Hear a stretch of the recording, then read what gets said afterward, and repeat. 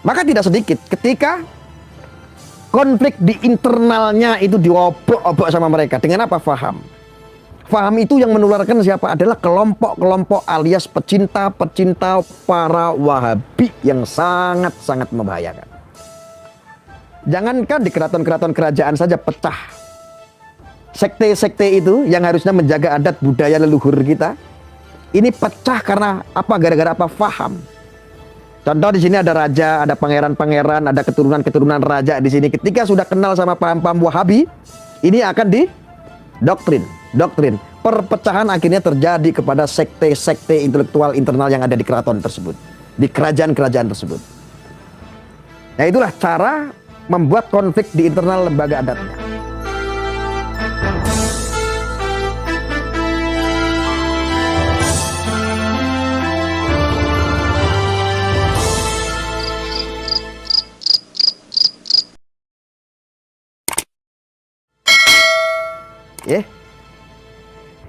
Pecinta-pecinta Wahabi cingkrang pasti akan marah besar ketika saya ngomong seperti ini.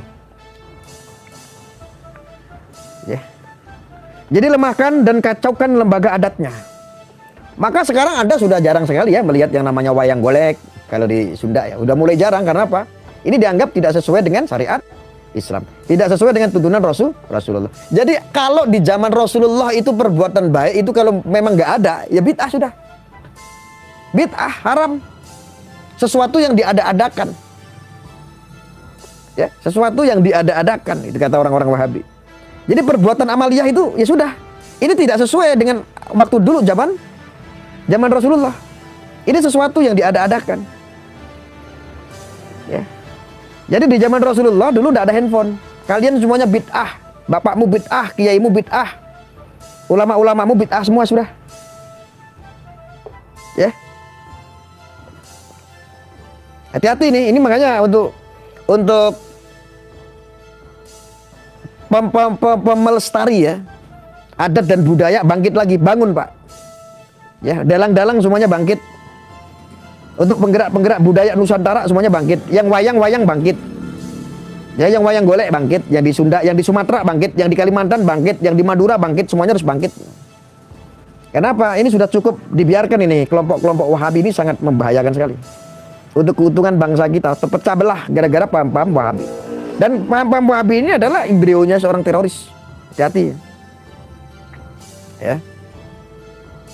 Jadi lemahkan dan kacaukan lembaga adatnya. Makanya kacau semuanya, dilemahkan semua. Wayang itu nggak ada. Jadi orang-orang yang seniman-seniman wayang, seniman-seniman yang lain ya sesuai dengan adat daerah Anda masing-masing, semuanya sudah tidak sesuai dengan tuntunan di zaman Rasulullah. Ini semuanya haram, bid'ah, haram, bid'ah, haram, bid'ah. Makanya lemah sudah. Ya, selamat Anda sudah kena tipu itu sama orang-orang kelompok Wahabi ini, pemahaman yang sangat menyesatkan. Ya. Terima kasih yang 400 orang menonton. Jangan lupa dibagikan.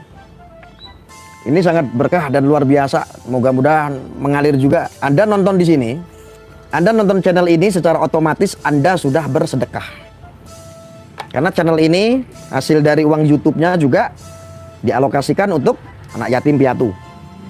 Itu Mbak Siska yang ngurusin. Ya.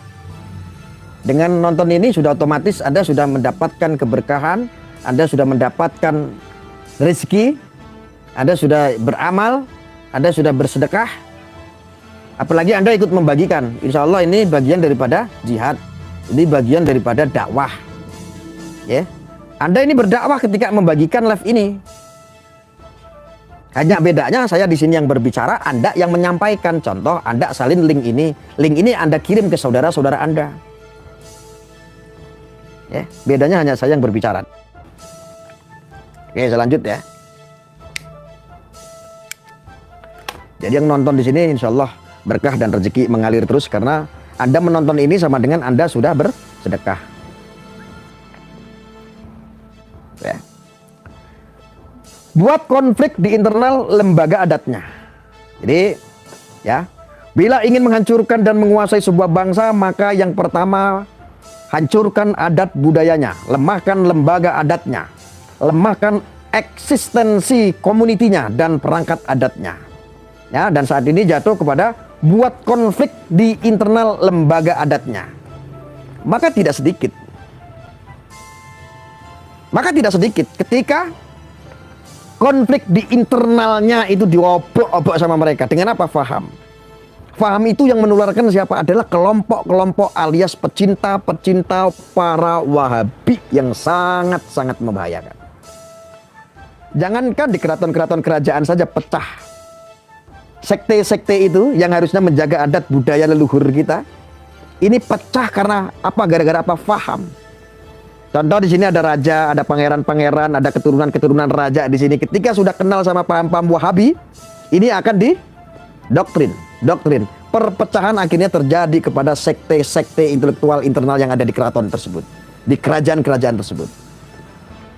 Nah, itulah cara membuat konflik di internal lembaga adatnya. Ya. Terus kembangkan asumsi negatif terhadap manuver organisasinya. Maka tidak sedikit ketika contohnya adalah Banser. Ini dilemahkan. Banser ini dilemahkan terus. Di framing terus seolah-olah Banser sholawatan di gereja, seolah-olah Banser ini jaga gereja, seolah-olah Banser ini adalah mengawal orang-orang Kristen. Bentur-benturkan terus. Nanti digiring lagi, dilemahkan terus. Ini kasih terus pelemahan-pelemahan ini sebagai Islamophobia, sebagai orang-orang. Maka buat konflik di internal lembaga adatnya. Ya. Itu salah satu konflik yang dibuat. Diliberal-liberalkan. Banser sekarang adalah liberal, dia bukan mengawal NU, bukan mengawal para ulama, para kiai, tetapi mengawal gereja. Itulah cara melemahkan. Dan Anda, apa yang saya sampaikan betul tidak? Merasakan tidak Anda? Pasti merasakan. Saya juga buang-buang waktu kalau cuma ngomongin yang tidak-tidak ya.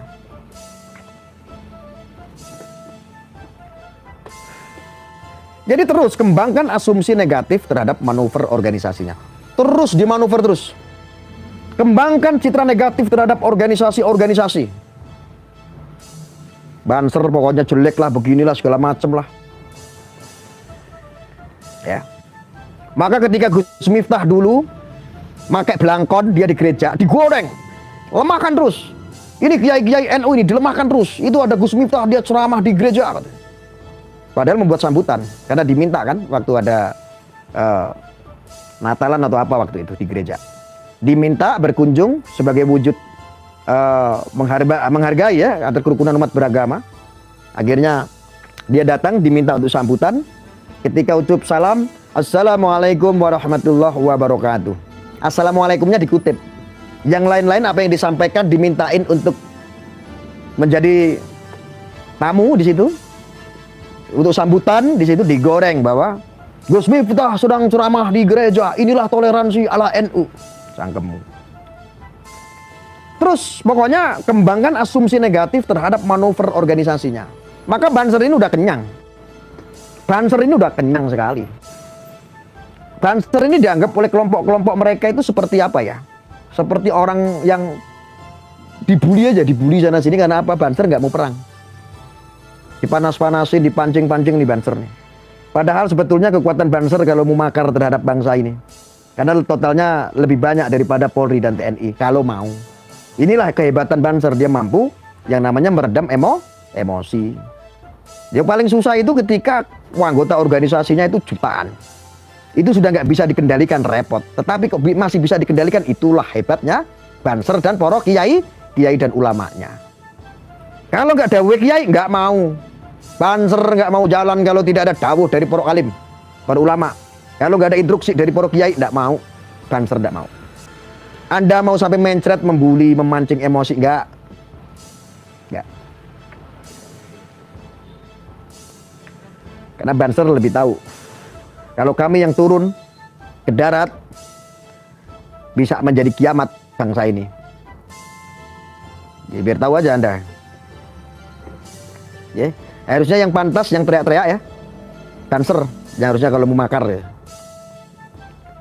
Kalau mau makar, kalau mau ngerebut pemerintahan, pemimpin yang sah itu Banser tuh kalau mau. Karena nggak diragukan lagi. Secara pasukannya paling banyak, organisasi yang paling banyak pasukannya di seluruh dunia itu hanya Banser. Sebuah organisasi, sebuah apa namanya? Pengawal atau tentara-tentara Islam terbesar di seluruh dunia itu hanya Banser. Kalau mereka mancing-mancing, ban sarap begitu, biasa. Kadrun begitu. Kadrun itu sangat banci sekali dengan yang namanya banser. Bahkan jangankan kadrun, teroris Abu Jahal.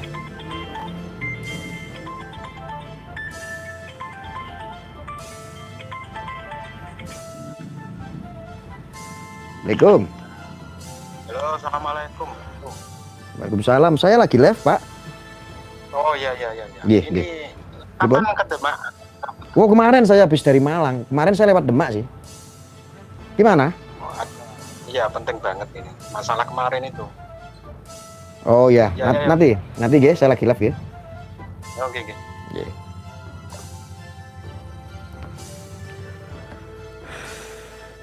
Harusnya banser ya. Harusnya banser. Maka ketika orang-orang pembenci banser ya, kalau umbuli itu nggak pakai pikiran ya wajar. Karena sangat benci, jangankan dibenci sama kadrun. Teroris aja Abu Jahal, Abu Jandal, Abu Dajjal, itu sangat membenci yang namanya banser. Diancam yang namanya Densus 88, banser, Polri, TNI, diancam. Banser itu dibawa. Kan sangat mengerikan. Wes Tom, manut, karena aku penak-penak. Ora usah geding.